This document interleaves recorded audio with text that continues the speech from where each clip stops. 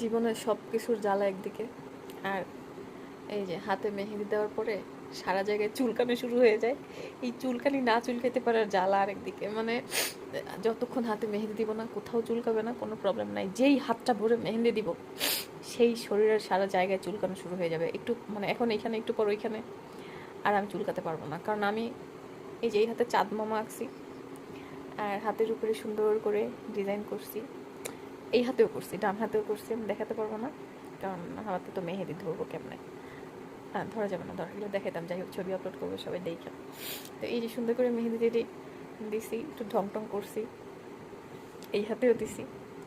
But এখন আমার চুলকাচ্ছে, চুলকানি খাও জানি, কীভাবে চুলকাবো যায় না। আর একটা বিরক্তির বিষয় হচ্ছে যে এই জার্নি করে আসার পরে, বেড়াতে আসার পরে ঠান্ডা লেগে যায়, জ্বর চলে আসে, মাথা ব্যথা হয়, শরীর ব্যথা করে, মানে ঈদের আনন্দটা আনন্দই মানে ফিল করতে পারি না আর কি। সো সবাইকে ঈদ মোবারক, চাঁদ রাতের অনেক অনেক শুভেচ্ছা। আমি নিজেই একটা চাঁদ, যদিও আমার আর আকাশের চাঁদের দুইটারই শুভেচ্ছা সবাইকে। সবার ঈদ অনেক ভালো কাটুক, সবাই আমার জন্য দোয়া করবেন, আমার ঈদটাও যেন ভালো কাটে। আর সবার জন্য অনেক অনেক শুভকামনা।